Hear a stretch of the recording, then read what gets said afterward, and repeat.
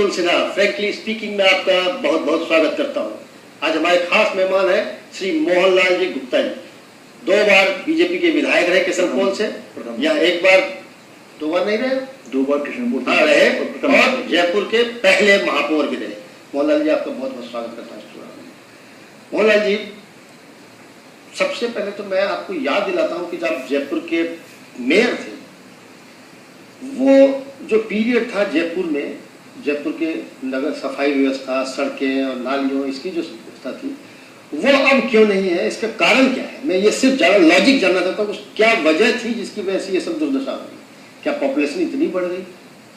नहीं, जिम्मेदारी का एहसास, मेयर के कारण मैंने अपनी जिम्मेदारी का एहसास निभाया और मैंने सोचा कि जनता ने मुझे जयपुर शहर का प्रथम महापौर बनाया है, इसलिए मुझे सब लोगों के साथ में सहयोग लेते हुए जयपुर शहर की जनता के कष्ट और दुख दर्दों को दूर करना है। नहीं, इसके पहले तो ये आप कहना चाहते हैं कि बाकी के जितने मेयर हुए उन्होंने जिम्मेदारी का निर्वाह नहीं किया, ये कहना चाहते हैं? अभी का तो ये हाल है। अभी का क्यों? उससे पहले भी ऐसी हालत थी? उसके पहले भी ऐसा नहीं है। उसके पहले भी सफाई व्यवस्था में हमारा 90 पायदान पे था और आज 200 पायदान। क्योंकि जिम्मेदारी का एहसास जो मेयर का होना चाहिए, जो नहीं, आप अपने कार्यकाल को, मेयर के कार्यकाल को कैसे देखते हैं? जो काम उस समय आपने कराए वो काम अब क्यों नहीं हो सकता? सिस्टम में फेलियर कहाँ आई, ये जानना चाहता हूँ मैं, क्योंकि आप बहुत जुड़े हुए हैं। सिस्टम वही है, अधिकारी वही हैं, बिल्कुल, और कर्मचारी वही हैं। उनसे काम लेने वाले उच्च अधिकारी जो उच्च पदों पर बैठे हैं, उनके कोऑर्डिनेशन की और जिम्मेदारी के एहसास की जरूरत है। अच्छा, मतलब आप ये कहना चाहते हैं कि श्रीमती ज्योति खंडेलवाल अकाउंटेबिलिटी में फेल, ये कहना? टोटल। अच्छा, वो खुद की अकाउंटेबिलिटी महसूस नहीं करती है, वो दूसरों को अकाउंटेबल बनाती है। अच्छा, आपको ज्योति खंडेलवाल से पहले का वाक्य मैं बताता हूँ। जब आपकी पार्टी के महापौर हुआ करते थे, तब भी जिम्मेदारी का एहसास उस हद तक नहीं था जितना एहसास आपके समय देखा गया। देखिए, जिम्मेदारी का एहसास पूर्ण रूप से होना चाहिए किसी भी सिस्टम को चलाने के लिए। When you are the head of the institution, you have to seek the cooperation of all persons, concerned person. And if you throw stones on others, then that is not your responsibility. आपकी जिम्मेदारी ये है कि आपको काम करवाना है। आपको जनता ने इसलिए चुना है कि आप काम करवाएं। जयपुर में आपकी और इस समय जो महापौर है, इन दोनों के बीच हमेशा राजनीतिक अदावत चलती रहती है। कभी आप जाके उद्घाटन पहले कर जाते हैं, फिर बाद में ज्योति खंडेलवाल जाते हैं उद्घाटन करते हैं। ये क्या हौच-पौच सी परिस्थिति कैसे बन गई है? ये तो वही जाने। मुझे वहाँ के पार्षद ने मुझे बताया कि आप उद्घाटन करने आइए, तो मैं चला गया। उनको बुलाया था, वो आई नहीं। अच्छा, तो आपने उनके अनुपस्थिति में कर दिया। ऐसा प्राय करते हैं? नहीं, प्राय करते हैं। तो नगर निगम कार्यक्रम में तो मैं जाऊंगा। अच्छा, मुझे बुलाएंगे जाऊंगा, नहीं बुलाएंगे नहीं जाएंगे। अच्छा, आप नगर निगम से बात एक याद आ रही है, ये जो सिस्टम बनाया कि महापौर का डायरेक्ट इलेक्शन हो, इससे हमेशा एक डर बना रहता है कि बोर्ड किसी का होगा, महापौर किसी का होगा, फिर वो काम काज में दिक्कतें आएंगी। तो ये क्या इस सिस्टम को ठीक मानते हैं क्या? ये सिस्टम में बहुत कमियां हैं। प्रत्यक्ष चुनाव, हाँ, इसमें क्या है कि जो पार्षद की सीधी जिम्मेदारी है कि वो अपने वार्ड की जनता की सफाई करवाए, उसकी लाइटिंग व्यवस्था करवाए, वहाँ की सेवर लाइन की व्यवस्था देखे और अन्य व्यवस्थाओं को देखे। लेकिन पार्षद जनता के प्रति जवाबदेह है। मेयर ये सोचती है कि मैं जनता के प्रति जवाबदेह हूँ नहीं, डायरेक्ट जवाबदेह नहीं है ना, तो कहते पार्षदों को मानती नहीं है।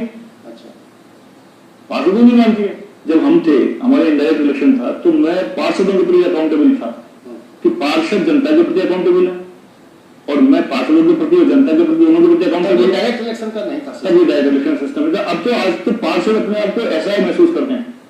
तो मतलब आप ये सहमत है कि डायरेक्ट इलेक्शन होना चाहिए महापौर का? तो इस बात नहीं, उसमें कुछ संशोधन होने चाहिए। अच्छा, ताकि पार्षदों को भी अधिकार मिले और पार्षद भी अपनी जनता के प्रति जो अकाउंटेबिलिटी है उसको पूरा कर सके।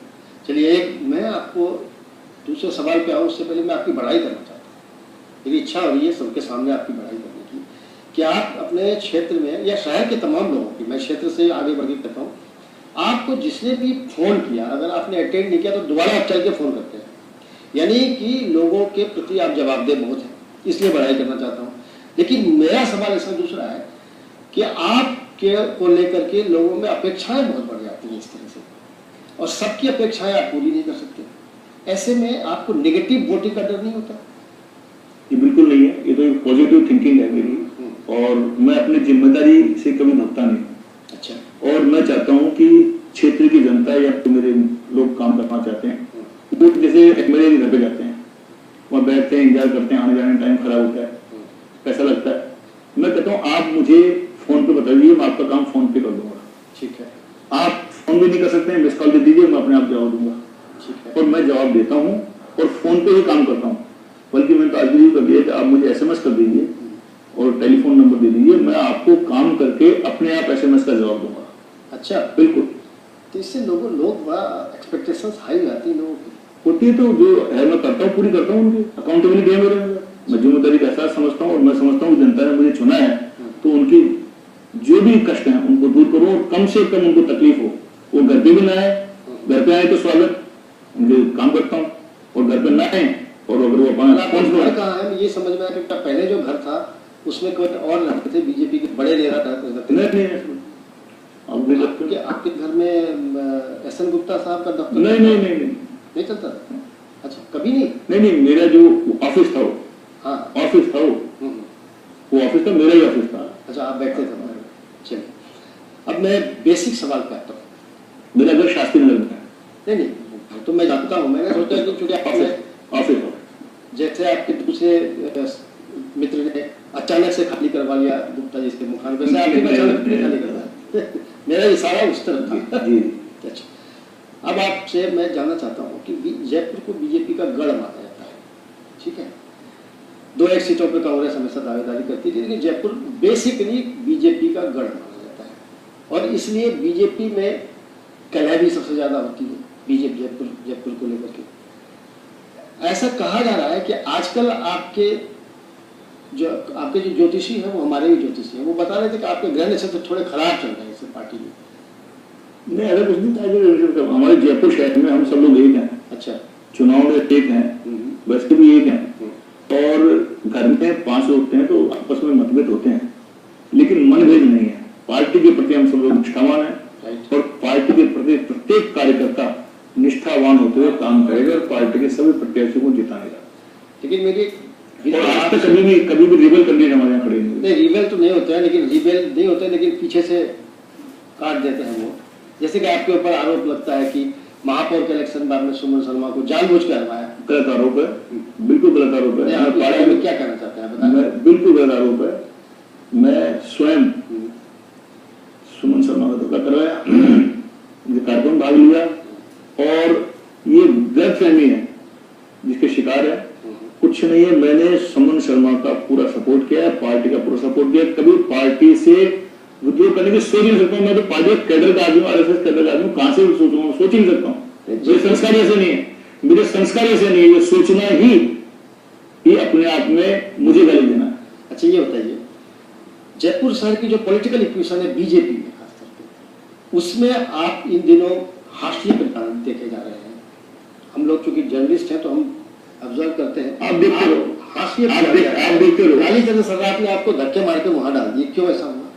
कहीं डालना नहीं है। कालीचरण साहब हमारे प्रदेश के महामंत्री हैं, और अगर मान लो वो महामंत्री हैं तो मैं कैसे आशीर्वाद डाल गया? मैं एमएलए हूँ, कोई आई नहीं, कोई किसी प्रकार से कोई भी आज बिल्कुल हमारे संबंध अच्छे हैं, बहुत अच्छे हैं। मैं हाशिए पे आपके ये केवल जो कल्पित बातें चलती रहती है ना, आज ये हो गया, आज वो, ऐसा कुछ भी नहीं। ऐसा कुछ नहीं ना। जयपुर शहर के जो यूनिट जयपुर इकाई जो थी, उसमें आपके लोगों को वो जिम्मेदारी नहीं मिली जो कालीचरण सर्राफ के लोगों को मिल गई। कहाँ मिली आपको? ये तो मैं गलत गलत में ना, कहाँ मिल गई, किसको मिल गई? अच्छा, कोई जिम्मेदारी नहीं मिली। उनको केवल प्रदेश का महामंत्री बनाया। ये आपस के जो हमारे जो संगठनात्मक मामले हैं, वो हमारे घर के मामले भी are not going to discuss. होने नहीं दे रहा ना, मैं होने नहीं दे रहा। मैं आपको संगठन के जो हमारे मामले हैं उसको मीडिया में नहीं लेना चाहता। ऐसा पार्टी के हाई लेवल पर ये बात चल रही है कि आप अपने क्षेत्र में बीजेपी के किसी दूसरे को विकल्प के तौर पर उभरने नहीं देते। मैं अपना काम करता हूँ। हाँ, मैं सुबह से लेकर शाम तक जयपुर शहर की जनता की, अपने किशनपुर क्षेत्र की जनता की सेवा करता हूँ, बिल्कुल। और सेवा करते करते ही मैं इस मुकाम तक पहुंचा हूँ। मैं इमरजेंसी में जेल में था, विद्यार्थी परिषद में था, बीजेपी में था, जनसंघ में था, खूब चुनाव लड़े हैं म्यूनिसिपैलिटी से लेकर के और सांसद तक के, एमएलए तक के चुनाव लड़े हैं बिल्कुल। और अब भी काम करता हूँ। मैं काम करने में मुझे कोई दिक्कत नहीं है, मैं तो काम करके खुश होता हूँ। मतलब विकल्प आप लेकिन नहीं बनने देंगे। विकल्प बनेगा तो क्या दिक्कत, मुझे क्या दिक्कत आ रही है? कोई भी आएगा। अपने क्षेत्र में आपने किसी को सेकंड मैन तो बने नहीं दिया बीजेपी में। मैं सेकंड मैन कोई बनाना नहीं है, सेकंड मैन अपने आप बनते हैं, बनेंगे। हाँ बनेंगे, इसमें क्या कोई मेरा कोई खिला थोड़ी है। बीजेपी में प्रदेश स्तर पर एक ही लीडर है ना, बाकी लीडर सब उनके उस छतरी के नीचे नीचे है। इक्वेशन बदलते रहते हैं। पहले राजेंद्र राठौड़, दिगंबर सिंह वगैरह नंबर 2 हुआ करते थे, आजकल दूसरे लोग आ गए, उनकी जगह वो चले गए, थोड़ा अलग हो गए। आजकल सुनते हैं कालीचरण सर्राफ, भूपेंद्र यादव, ये सब नंबर 2 हो गए। इन परिस्थितियों को देख के आपकी मतलब पार्टी का प्रोस्पेक्ट क्या नजर आता है आने वाले चुनाव में? हमारी पार्टी वसुंधरा जी के नेतृत्व में चुनाव जीतेगी और पूर्ण बहुमत प्राप्त करेगी। पूर्ण बहुमत का मतलब 100 सीट, 120 सीटें। अच्छा, तो सबसे अधिक सीटें कहाँ से मिलने की उम्मीद है? हरदोती या मारवाड़ या मेवाड़? सभी स्थानों से मिलेगी सीटें, सभी स्थानों से मिलेगी। हाड़ौती से मिलेगी, मेवाड़ से मिलेगी, जोधपुर संभाग से मिलेगी, जयपुर से मिलेगी, सभी जगह से मिलेगी। ये कोई आप मैं छोड़ मत देना, सबसे मिलेगी। नहीं, मैं तो कुछ भी नहीं छोड़ना चाहता। मैं तो सबसे स्ट्रॉन्ग जो गढ़ माना जाता है वो जयपुर और हाड़ौती को माना जाता है जी।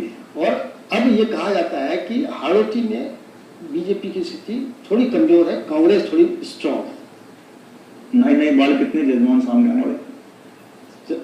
अभी मैं आपको ये कहता हूँ, जजमान सब तब आए ना सामने जब आप टिकट दे किसी को। आपकी पार्टी ने तो चुनाव समिति ही अब तक नहीं बनाई। टिकट कब दोगे, कब हम बाहर आएंगे, नहीं कब देखेंगे बाहर? आ जाएगी, हमारी चुनाव समिति भी आ जाएगी, हमारे टिकट भी आ जाएंगे और आप रिजल्ट भी देख लेना कि किस प्रकार से हम चुनाव। चलिए अभी ब्रेक ले लेते हैं, ब्रेक के बाद इसी पर बात करेंगे, कहीं जाइएगा मत, अभी बात करेंगे।